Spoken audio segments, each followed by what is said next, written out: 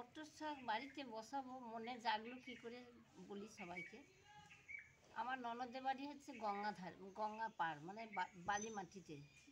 দেখতে গিয়েছিলাম আমার ননদের বাড়ি, দিয়ে দেখছি সব এই গঙ্গার ধারে ধারে সব মটর শাক লাগিয়েছে। কিন্তু বাড়িতে এগুলো সবাই সাধারণত কেউ লাগায় না, পালং লাগায়, নটের শাক লাগায়। তারপর আমার মনে জাগলো যে আমি একটু বাড়িতে যে মটর শাক হয় কিনা দেখি। দিয়ে তারপর আমি সেই মটরগুলো ভিজিয়ে রাখলাম। ভিজিয়ে রেখে যেভাবে আরও কল করেছি বলেছিও আগে, সেইভাবে আমি ভিজিয়ে রেখে একদিন দুদিন ভেতরে থেকে তারপর ছেঁকে দিলাম। দিয়ে ন্যাকড়ার ভেতরেই কল হলো। কল হওয়ার পর আমি এবার মাটিটা তো তৈরি করতে হবে, তাহলে কী করে, বালি মাটি ছাড়া তো মটর হয় না। তা আমি তখন ওই সাদা বালি এই জায়গাটার সাথে মিশিয়ে দিলাম, একটু কুপিয়ে ভালো করে মিশিয়ে দিলাম। দিয়ে আমি অল্প একটু গোবর সার দিয়ে আমি বেশ করে কুপিয়ে ছিটিয়ে দিলাম। তারপরে আমি সেই কলগুলো হওয়ার পর আমি সেই এই এই এই এই বেশ ভালো করে ছিটিয়ে আবার মাটি যাতে পাখিতে না খায়, এটা আমার মাটিতেই মানে উঠান, দিয়ে মাটিগুলো সব ছিটিয়ে দিলাম, এই মটরগুলো সব ছিটিয়ে দিলাম। দিয়ে মাটিগুলো তার উপরে ঢাকা দিলাম। দিয়ে তারপরে একটা মশারির জাল টাল দিয়ে, যাতে পাখির অত্যাচার থেকে বাঁচতে গেলে, গাছ করতে গেলে একটু পরিশ্রম তো করতেই হবে। দিয়ে জালটা ঢাকা দিয়ে দিলাম। তারপর দেখছি একটু একটু করে কল বেরোচ্ছে সাধারণত।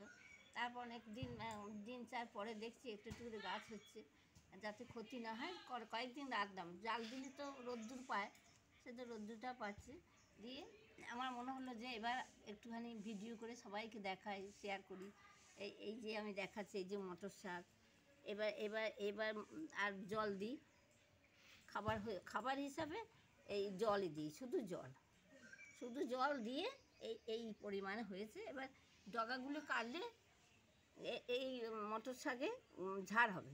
ডগা কাটতে পারছি না, একটু ভিডিও করবো বলেই কাটতে পারছি না। তাই জন্য আমি এই ভিডিওটা দেখাতে মনে হলো যে কীভাবে মটর শাক বাড়িতেও হয়, যে গঙ্গাধারেই হয় তা না, বেলে মাটিতে হয়, বালি মিশিয়ে এই মাটিকে বেলে মাটি তৈরি করা যায়। কোথায় কোথায় লাগিয়েছি দেখুন, যেখানে মাটি মানে কাউকে, সেই জন্যে সবাইকে বলছি যে জায়গায় অল্প একটু থাকলেও জায়গাটা কাজে লাগান। যে কোনো শাক হলেও একদিন চলে যাবে, সেই জন্য এরকম কোথায় লাগিয়েছি। এটা ওটা মটর শাক সবাইকে দেখাতে মনে হচ্ছে। ওইভাবেই মাটি করেছি, বালি মিশিয়ে, মাটিটা এমনি ছিল, বালি মিশিয়ে বেলে মাটি তৈরি করেছি। বেলে মাটিতে তো এই মটর শাক সাধারণত গঙ্গার ধারে বেশি হয়। আমি বলছি না, দেখে এসে আমার মন হলো গঙ্গাধারে বেশি দেখে এসে, কিন্তু আমাদের গ্রাম অঞ্চলে সাধারণত মটর শাক বাড়িতে কেউ লাগায় না। ছোলার শাক লাগায়, কিন্তু পালং শাক লাগায়, তারপরে নটের শাক লাগায়। তা এই খাবার হিসাবে বলছি, একটু অল্প শুধু খোল নয়, ওই সার দিয়ে মাটি তৈরি করছিলাম, তাতেই এখন এইভাবে হচ্ছে। এবার ডগাগুলো কাটতে হবে, তারপর যদি প্রয়োজন হয় তখন পরে আবার গোবর ভিজিয়ে সেই জলটা ছেঁকে 2-3 দিন রেখে সেই জলটাকে চিপচিপ করে দিলে পরে ভালোই হবে মনে হচ্ছে।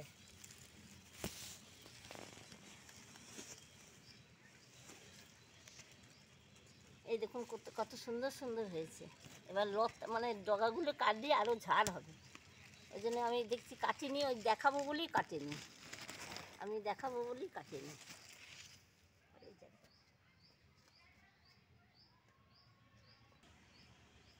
এই দেখুন আম গাছের গোড়ায় তাও দেখছি এটুকু ঘেরা, এই জায়গাটা তো এখন গাছটা বড় হয়নি, সেহেতু আমি এই জায়গাটায় সেই অল্প একটু মটর ছিল, সেই জায়গাটা ছিটিয়ে দিয়ে, এই দেখুন সবাই হাসি পাবে। আমি যেখানে লাগিয়েছি ঠিকমতো বড় জায়গা নয়, কিন্তু দেখাতে মন হচ্ছে যে মটর শাক। আপনারাও এইরকম জায়গায় যার মন হবে লাগাবেন। দেখুন, যাই হোক, একা লোক থাকলেও একদিন চলে যাবে। একটু শাক তো ভালো, সব শাক সবজি তো খুবই ভালো, লাগানোও ভালো, আর শরীরের পক্ষে আমিষের থেকে নিরামিষটা খুবই খুবই প্রয়োজন। মানে আমিষে তো শুধু মনে করুন গ্যাস ছাড়া কিছু নেই, আর নিরামিষে কত সুন্দর আমরা খাচ্ছি দেখছি তো, কোনো গ্যাস ট্যাস কোনো প্রবলেমই নেই। এই দেখাতে পারলাম, আমিও খুব আনন্দিত হলাম।